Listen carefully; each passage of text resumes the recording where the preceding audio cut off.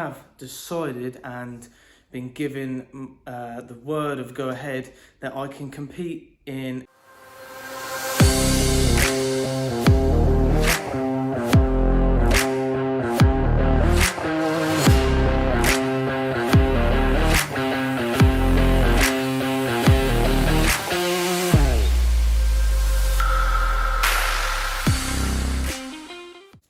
Yo, so I'm finally back with another episode for you. In this episode, I'm going to be going over exactly what my next plans are, because a lot of people have been asking what I'm doing in terms of bodybuilding. Am I going for a show? Am I going to be competing again? Am I just bulking for the rest of this year?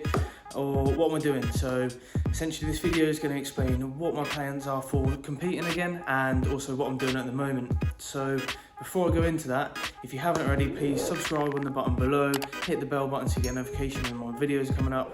And if you want to see any other videos before watching this one to get clued up in what I've been doing in the past, just hit my channel and watch some of the prep videos and some information. So without any further ado, I've been in quite a sticky situation with in terms of work and bodybuilding, and trying to match the two up, because in my line of work it's very, very hard, almost impossible to do both. I'm splitting my energy a lot of the time. So I have decided and been given the word of go ahead that I can compete in April in the Two Bros competition, which I had mentioned a few times before. So that is very exciting. I can't wait to be able to do it. It's going to be great. However, there is a lot of factors that are complicating this right now. A very lot of factors. So obviously last show I was in the UK and I was able to prep the entire way through, and I got quite a lot of time off in between work to be able to put a lot of time into prep. Now, this time it's going to be very different. But the number one factor is, right now, which is making it very hard for me, is the fact that I'm clearly not in the UK. I'm currently deployed away. I'm not going to go into it too much, but I'm currently deployed away, which makes things so much harder. I mean, it was hard in the UK already, so now being deployed away and also trying to be on prep is very hard, especially being here where I am, because I cannot cook for myself here. So it means I cannot actually track exactly what is going into my body, which is like the number one thing that you need to do on prep. Your calories and your macros is absolutely, it needs to be on point basically. So that is going to be very, very tough, because like I say, I can't cook for myself, which means I have to eat out of the galley. For those of you who don't know what a galley is, it's basically like a giant, I wouldn't say restaurant, but it's a giant place where you go to eat, and the food in there isn't of the highest quality, and it isn't tailored towards any sort of bodybuilding whatsoever, because it's sort of mass produced and very heavy carbs, so it's a lot of potatoes, a lot of rice and stuff. And obviously the main factor still being I cannot track even any of that. Anyway, I can't put it on the scales or whatnot. Also, another factor is obviously my work schedule is completely, it's what's the word for it? Work schedule is very different every single day and every single week. So I could go for a period of having to work very odd hours all the way through the night, or being maybe out on the ground for a number of days where I can't get the right nutrition, I can't hit the gym, I can't do the cardio, I'm not getting the right sleep. Sleep is obviously adamant, again, for many different reasons, mainly being for recovery and also for reducing your stress hormone cortisol, because people may know cortisol can then lead to other problems like holding on to weight and increasing water weight and stuff like that. So it's all going to be extremely difficult. This is going to be one hard prep. I'm going to be prepping whilst deployed away, which is pretty unheard of, to be honest with you, but I'm still going to go for it. You can do it! Yeah, so those are the sort of factors that I'm going to be struggling with. What I'm going to try to do my best is focus on the things that I can do, the things that I am going to be able to do out here, and just really hit it hard with things like smashing the gym. I'm going to smash the gym as much as I can and put as much time and energy into every single workout, every single rep, every single posing. I'm going to be posing a lot to try and improve that, because obviously going into the actual classic division, unlike last time where I had to do an open division for my age category, because the PCA didn't have the classic physique for my age group, they are going to take they will take into consideration my posing this time. So if I can smash my posing and hopefully actually get the right song, which I've been posing to, that will be a big help, because if you've been watching, again, if you haven't, just hit the top right corner there. I obviously went into my show last time and they played the complete wrong song, which I've been practicing to the entire time, which I didn't just flop. Obviously I carried on and done the best I could, but it wasn't ideal. So you're probably thinking, if I've got all of these setbacks and all of these things, I'm deployed away and I'm trying to split my energy and I'm gonna have bad sleep, bad nutrition, blah, blah, blah. What's the point of even going for this show in April then? Why? Why? Because we fucking can! Because we fucking can! And if we can, we do! Why don't I just wait, give myself time to grow more, bulk throughout here, because I can obviously know that I'm in a calorie surplus and track my weight, and then hit a show when I get back. Okay, so there's two main reasons here. So the first one, which is not as pertinent, is that in my line of work that I'm currently in now, there's never going to be an optimal time for me to go in for a show. That's just the hard facts of it. A good prep is around 16 weeks long, depending on obviously what your physical stage is at that time, but around 16 weeks, and I'm never going to have a period of 16 weeks solid where I'm going to be able to go away and do what's needed to give 100% into a show. And the second thing, the most important one, is that this is the main show that I've had my eye on since last year when I saw the show come up on Two Bros.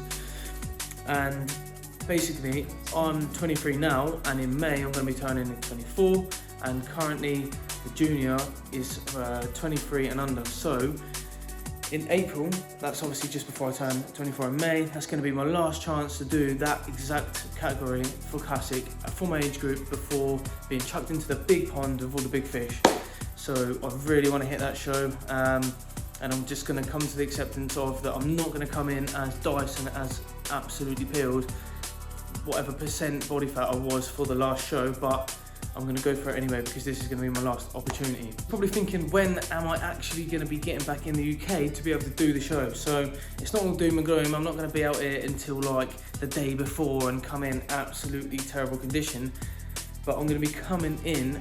I haven't been given the exact date, but I'll be coming back to the UK onto home soil around the end of February. So I will have roughly 1 month to have actual UK prep. I'm still going to be, well, I might still be working in the UK, but I will have 1 month in the UK before actually hitting the show. So just another factor that I'm actually trying to deal with at the moment as well, because I've never competed for Two Bros. I've looked at them because they're obviously a huge, they're a huge federation in the UK, and they give out pro cards, which is ideal. And the show that I want to actually go for is a pro qualifier. So in that show, they will be giving out 9 pro cards.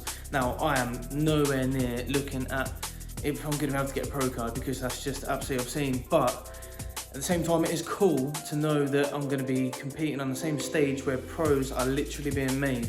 But having said that, reading the rules and stuff of the Two Bros, it says that you need to do a show in the national qualifier, which isn't a pro qualifier show, before you can compete in a pro qualifier show. I don't know if that relates to all categories and if that's going to relate to me, so I've sent off an email and a message, and I'm hoping to get replied back.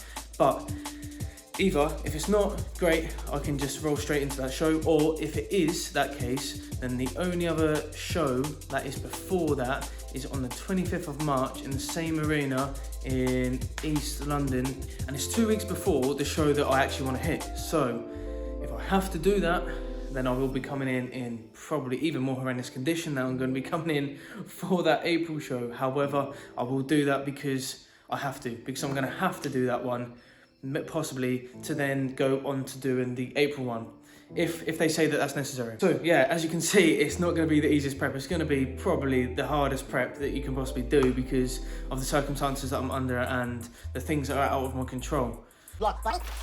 You're gonna need it. Like I say, I'm going to focus on all of these things that I can do. So another thing that I have been definitely practicing, which I sort of neglected towards the end of my last prep, was vacuum practice. So I've been doing a lot of vacuum practice almost every other day. I can't do it at the moment because I haven't trained abs for a while, and 2 days ago I done 100 leg raises after doing my calves in the gym. If you are following me on Instagram, they all know that I've been smashing my calves again on the old regime. Again, that's another video, go back and have a look at that. That's how I grew my calves. But I've done 100 leg raises and I can't vacuum properly now because they're still hurting 2 days afterwards. So I will be back on the vacuum movement as soon as I can. Okay, so you might be thinking, is there anything possibly that I could do to sort of track food or sort of help myself out more than I already am? So these are the things that I have managed to bring out with me and have sent out here to help me in my prep somewhat, whatever it can. So I've got some supplements like my fish oils and my multivitamins and my pre-workout and some protein, etc, etc. But these are also the things that are more pertinent towards prep. So last prep, again, I was smashing the green teas with a flavouring, which this one is English toffee, probably not the best one, but again, this is going to be like no calories and it's going to make my green tea taste better, which is going to speed up my metabolism and it's going to help me get in more water, which I'm going to have to do, and I'll start to have to prep again, so I'm going to have to start water loading more, and also that helps you feel more satiated, as I've previously explained. So I also have, which I threw a long time ago, fuel. I haven't got much of this left. I've literally got probably about 2 servings left in that one, and I have one here, chicken and mushroom. There's probably 2 servings left, maybe 4 servings left in that one, so 4, 5, 6. So I've got 6 servings left. So although I have been eating in the galley for the last few days, I haven't been eating dinner, so I've been having one of these meals, and also today, if you've seen, I mean, it's probably going to be almost a week from now, but I had a tin of tuna, I just scraped it into a bowl, and I had that and a cream of rice, which I'll now show you. So I'm just doing little things like that, and that I can track, and then I'm just going to the galley and I'm eating whatever, but then I'm given, but then I'm trying to just send out a rough calculation. So I'm still on my fitness pal putting it in, but it's never going to be, it's probably nowhere near accurate, which isn't helpful. So I've obviously got my isolate from last time, which I still swear by. I swear by the isolate. Obviously, if you're on prep, you want to have the isolate. You don't want to have any sort of blends or any sort of mass builders or anything like that. You want like the lowest amount of calories for the most amount of protein, so you're still getting that protein in with like 0 fat, under 1 gram of fat, and barely no carbs basically. And here's my other one. I've got probably half the top of that, and the other one there is full. Because this is where the carbs are, the complex carbs, the probably most digestible carbs that you can get is the cream of rice. So I just put one of these usually with 1 protein, and I mix that up, and I'll have that as part of a meal or as a meal. So yeah, just quickly one on this hull then. So if you don't actually know what this is basically like a food replacement. So that one's chicken and mushroom. I'm pretty sure I'll just show you that one, but it's like a healthy meal replacement. Just something that I can track. I wouldn't be having this if I could track my actual meals and if I could cook for myself, but all you need to do is put 2 scoops of this into this little container here, and then add boiling water up to the line. It's almost like a healthy pot noodle maybe. No, it's not that. But it's got like a bit more protein in it. Protein. And yeah, I've had one in here today. You just put that in there, put the lid shut, mix it up a little bit, give it 2 minutes, and then it just softens everything in there. And then you just basically have it. It's probably not the best tasting, I won't lie, but it's not too bad. It's almost like a soup, a lumpy soup. So good. Yeah, so there we have it. That is my next plan. That is currently what I'm doing. If you have any questions, please send them into the comments. And I'm super excited for this show in April because it is what I want to do. It is what I've been looking forward to, and it is classic, which is where I couldn't show my full potential last time. So again, if you haven't seen any of my last prep, I would suggest go watching that up there. But if you enjoyed the video, please send a like, a comment, share, subscribe if you haven't already. And until next time, let's make some gains. Boom.